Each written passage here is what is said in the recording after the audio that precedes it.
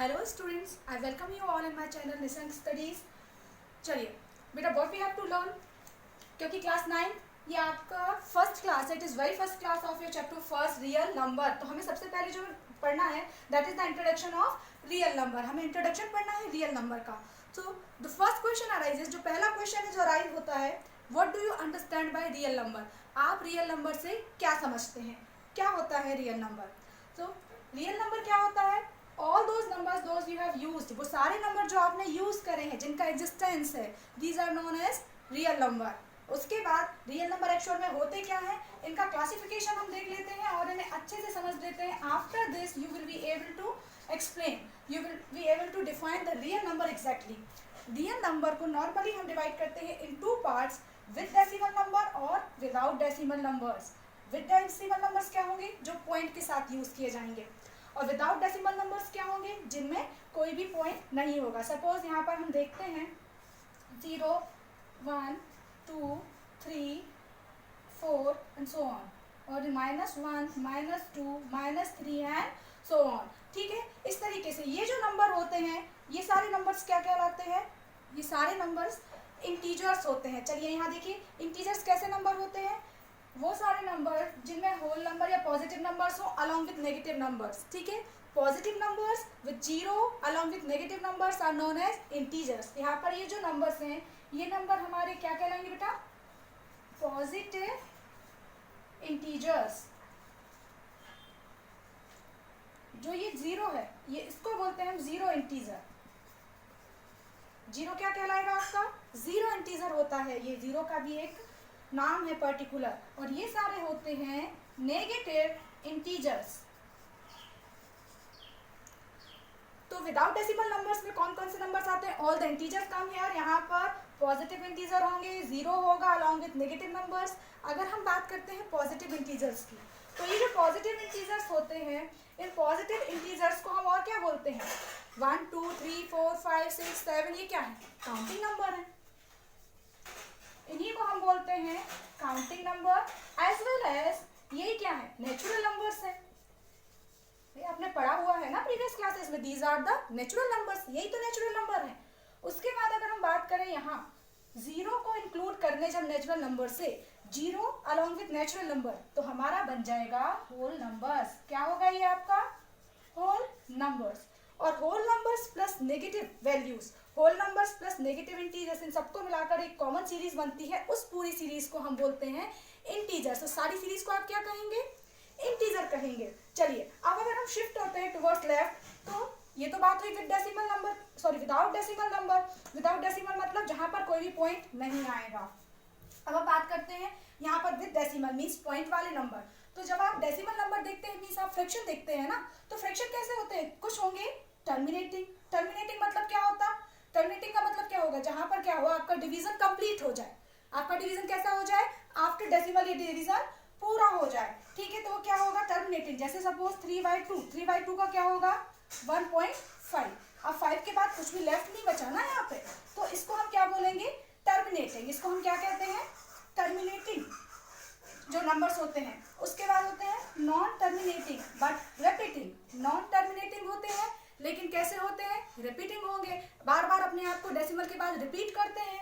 और इन्हीं को इंग्लिश में एक नया वर्ड यूज कर लिया जाता है, आपके मैथ्स में भी है, दैट इज रेकरिंग नंबर। कौन से नंबर है बेटा, ये इन्हें बोलते हैं रेकरिंग नंबर। ठीक है, तो आप उन्हें चाहे नॉन टर्मिनेटिंग रिपीटिंग कहें या आप उन्हें नॉन टर्मिनेटिंग रेकरिंग नंबर कहें, द मीनिंग इज सेम, दोनों एक ही हैं। यहाँ पर देख लेते हैं, चलिए हम 1.515151 एंड सो ऑन, यहाँ पर रिपीट होता रहता है, 5151 फर्दर रिपीट होता रहेगा बार बार बार बार।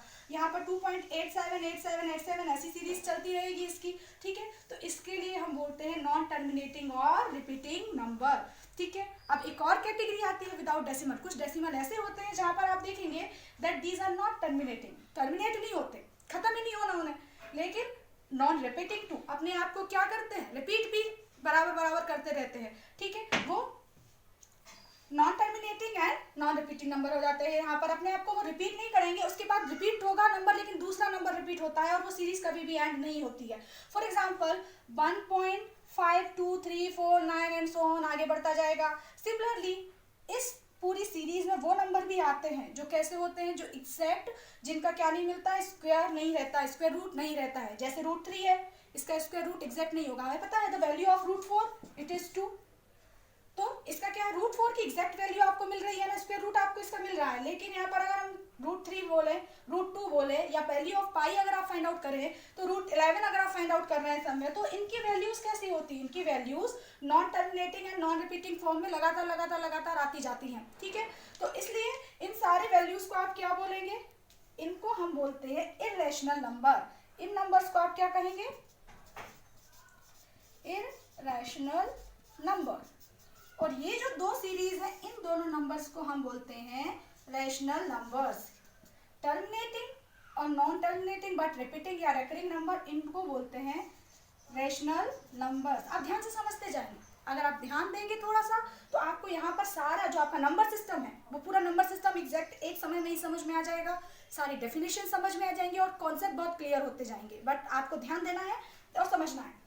देखिए, टर्मिनेटिंग और नॉन टर्मिनेटिंग या रिपीटिंग रेकरिंग नंबर को, इन दोनों के कॉम्बिनेशन को हम क्या बोल देते हैं, एक नाम दे देते हैं रैशनल नंबर। अब ध्यान से देखिए, जो रैशनल नंबर होते हैं, यहाँ पे क्या है, ये P/Q के फॉर्म में लिखे जा सकते हैं। पर समझने वाली बात ये है कि P और Q दोनों कैसे हैं, इंटीजर्स होने चाहिए। कंडीशन ये है, P और Q कैसे होने चाहिए, दोनों इंटीजर होने चाहिए, और Q should not be equal 0। मतलब ये जो इंटीजर वैल्यूज हैं, इन इंटीजर वैल्यूज से मिलके ये नंबर बने हैं। यहाँ पर जो न्यूमरेटर होता है वो भी और डिनोमिनेटर होता है वो भी, दोनों इंटीजर वैल्यू होनी चाहिए। डजंट मैटर पॉजिटिव और नेगेटिव है, बट क्यों कैसा नहीं होना चाहिए, इट नेवर बी 0। ये कभी भी 0 के इक्वल नहीं होना चाहिए। क्यों, क्योंकि अगर आप सपोज लिखेंगे 4 डिवाइडेड बाई 0 या 829 डिवाइडेड बाई 0, तो ये कैसा होता है भाई, आंसर आपका कैसा हो जाएगा, अनडिफाइंड हो जाएगा, उसकी कोई डेफिनेशन ही नहीं है और कोई सोल्यूशन ही नहीं है। तो फिर हम इसको कैसे सॉल्व करेंगे। That's why you have to keep this thing in mind कि जब कभी भी आप रैशनल नंबर की बात करें, सिंपल है, ऐसा नंबर जिसे हम P/Q के फॉर्म में डिनोट कर सकते हैं, रिप्रेजेंट कर सकते हैं। द कंडीशन इज कि P और Q both should be the integers, दोनों इंटीजर होने चाहिए, और Q should not be equal 0, Q 0 के इक्वल नहीं होना चाहिए। ये कंडीशन आपके लिए समझ में आ गई। उसके बाद अगर हम यहाँ पर देखें, तो इस चीज को देखिए ध्यान से कि जो भी होते हैं सारे इंटीजर्स होते हैं। सारे इंटीजर्स कैसे होते हैं, ये अपने आप में रैशनल नंबर होते हैं। सारे इंटीजर कैसे होते हैं, रैशनल नंबर होते हैं, क्योंकि -3/1 आप लिख सकते हैं। -3/1 क्या होता है, -3 ही होता है। तो अगर आप 1/1 चाहें तो 1 भी क्या होगा, 1 ही होगा। इसका मतलब है ये इस फॉर्म में P/Q के फॉर्म में लिखा जा सकता है, ये भी P/Q के फॉर्म में लिखा जा सकता है।